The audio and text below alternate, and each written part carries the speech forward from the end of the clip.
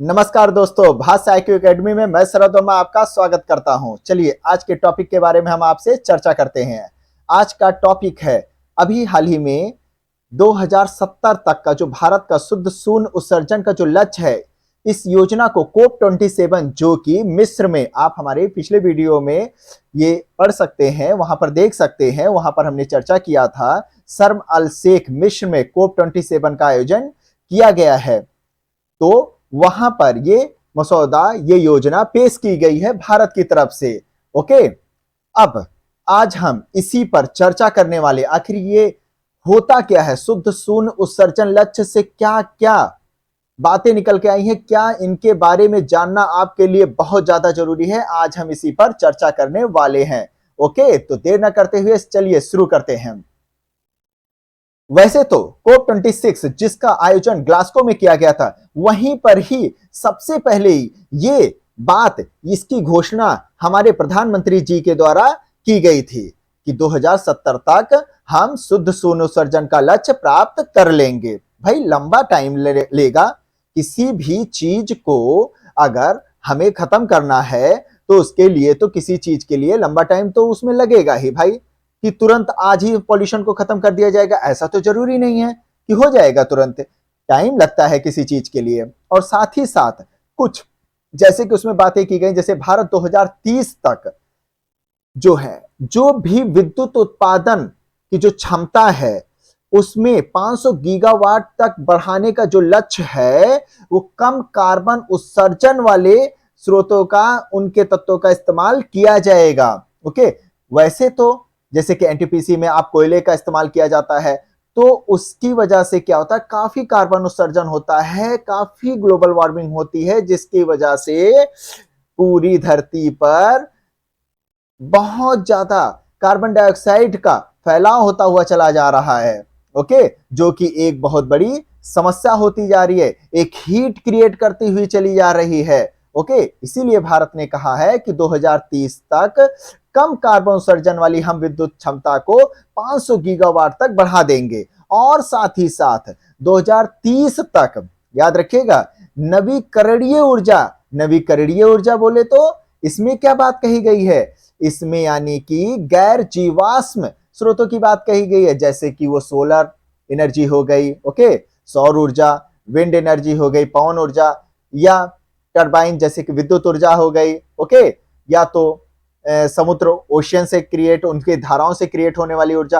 तो इनके द्वारा जो है, जो हमारी यानी कि जैसे कल कारखानों के लिए जो ऊर्जा इस्तेमाल हो रही है, या घरों में जो ऊर्जा इस्तेमाल हो रही है, उसका 50% जो पूर्ति की जाएगी वो नवीकरणीय ऊर्जा के द्वारा करी जाएगी। और ये लक्ष्य रखा गया है 2030 तक। यानी कि आपके घरों में या कल कारखानों में जो बिजली जाएगी, उसका जो 50% होगा, वो कोयले वोयले को जला करके नहीं बनाया गया रहा होगा, वो जो है नवीकरणीय ऊर्जा से क्रिएट करके आपके घरों तक पहुंचाया जाएगा। अब समझ में आएगी ये बात। ओके, चलिए आगे चलते हैं। आगे है इसमें कुछ सम अदर फैक्ट के बारे में, जैसा कि भारत में जो कुल पूरे विश्व का जो कार्बन उत्सर्जन हो रहा है, उसमें भारत का योगदान कितना है, 4.37% है। इतना ज्यादा नहीं है। वैसे तो चाइना, अमेरिका, ये बहुत ज्यादा ग्लोबल वार्मिंग यानी कि कार्बन इमिशन करते हैं। ओके, चाइना तो इसमें नंबर 1 पे है भाई। भारत ने यूएनएफसीसीसी के कोप 26 में कब ये घोषणा की थी, तब पंचामृत की बात की गई थी, जिसमें 5 तत्वों की बात कही गई थी। उसी में एक तत्व था कोप, यही जो 2070 तक नेट जीरो कार्बन इमिशन, ये उसी के मसौदे में ही शामिल एक तत्व है। ओके, चलिए आगे जानते हैं।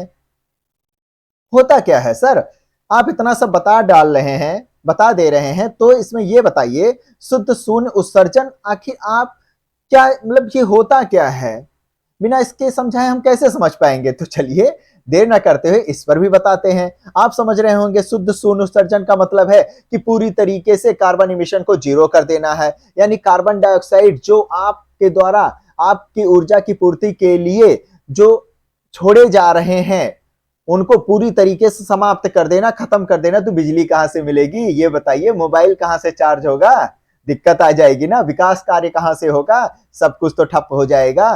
तो उसको शून्य नहीं कर देना है।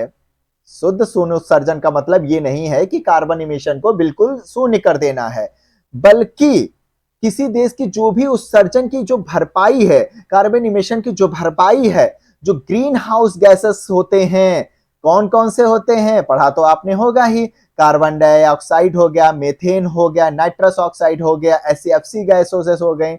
तो इनको एब्जॉर्ब कर लिया जाए, इनको शोषित कर लिया जाए, या इनको खत्म कर दिया जाए, इनको रिमूव कर दिया जाए, तो अपने आप ही कार्बन इमिशन कंट्रोल में आ जाएगा। है ना काम की बात, विकास कार्य भी नहीं ठप होगा इसमें। ओके, अब इनको कैसे अवशोषित किया जाए, एब्जॉर्ब किया जाए या हटाया जाए, तो देखिए हटाने के लिए तो एक ही तरीका है कि वृक्ष लगाइए, खूब लगाइए, क्योंकि ये कार्बन सिंक का काम करते हैं, यानी कि कार्बन डाइऑक्साइड को अपने अंदर एब्जॉर्ब कर लेते हैं और ऑक्सीजन आपको दे देते हैं। इसीलिए कहा जाता है पेड़ मत काटिए, वरना तो कार्बन डाइऑक्साइड उसमें से भी तो बाहर निकल जाएगा। ओके, तो खूब वन लगाइए, कार्बन डाइऑक्साइड को कंट्रोल करिए, या जो भी कार्बन इमिशन है उसको कंट्रोल में ले आइए।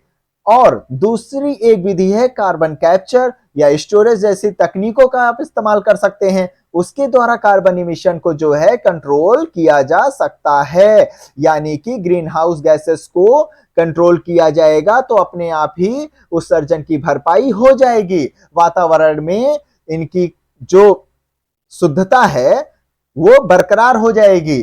तो इसीलिए इसका लक्ष्य जो है 2070 रखा गया है। भाई टाइम तो लगेगा ही, कोई इतनी जल्दी तो हो नहीं जाएगा किसी कार्य में। ओके, चलिए आगे जानते हैं। शुद्ध शून्य उत्सर्जन के लिए भारत द्वारा क्या कदम उठाए गए हैं, इसमें भी आप जान लीजिए।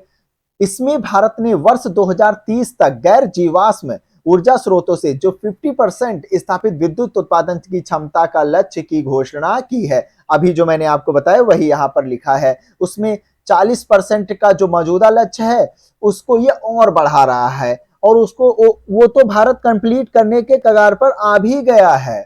अब देखिए और एक चीज और सुनिए, जलवायु परिवर्तन से निपटने की कुंजी के रूप में एक लाइफ की बात कही गई थी, हमारे प्रधानमंत्री जी के द्वारा लाइफ की बात कही गई थी। वो क्या थी, यानी कि लाइफ स्टाइल फॉर एनवायरमेंट। इसमें उच्च गुणवत्ता के लाइफ स्टाइल को अपनाने की बात कही गई है, सस्टेनेबल डेवलपमेंट से आधारित लाइफ स्टाइल की बात कही गई है, स्वस्थ रहिए, टिकाऊ जीवन को अपनाइए, इसकी बात कही गई है। ओके भाई, हर किसी को स्वस्थ वातावरण में जीने का अधिकार है, स्वस्थ रहने का अधिकार है कि नहीं है, बताइए, है ना। चलिए 2030 तक अतिरिक्त वन और वृक्षों के आवरण के माध्यम से 2.5 से 3 बिलियन टन कार्बन डाइऑक्साइड के बराबर अतिरिक्त कार्बन संचय करने की भी योजना की गई है। ओके, 2.5 से 3 बिलियन टन बहुत बड़ी बात होती है। चलिए आगे की पॉइंट जानते हैं। कुछ अदर फैक्ट इंपॉर्टेंट है जो कि एग्जाम के पॉइंट ऑफ व्यू से जलवायु परिवर्तन से निपटने के लिए आखिर भारत ने कौन कौन से और पहले अपनाई है, तो उसमें अपनाई है ऊर्जा दक्षता मिशन, उन्होंने शुरू किया है, राष्ट्रीय संवर्धित है ये, समझ रहे हैं। और भारत ने ग्रे और ग्रीन हाइड्रोजन के लिए हाइड्रोजन ऊर्जा मिशन की भी घोषणा की है। ग्रे हाइड्रोजन यानी कि नेचुरल गैस का इस्तेमाल करके हाइड्रोजन का निर्माण करना, जिसमें कार्बन डाइऑक्साइड जो होता है वातावरण में बाहर निकल जाता है, तो उसको कंट्रोल करना। ग्रीन हाइड्रोजन क्या होता है, इसमें जैसे कि इलेक्ट्रिसिटी और जल का इस्तेमाल करके हाइड्रोजन को क्रिएट करना, और इसमें ऑक्सीजन निकलता है। ओ माय गॉड, कितना अच्छी चीज है। तो ओके, तो ये था नेट जीरो इमिशन। आज इसी के साथ आज का ये सेशन यहीं पर समाप्त होता है। जय हिंद, जय भारत।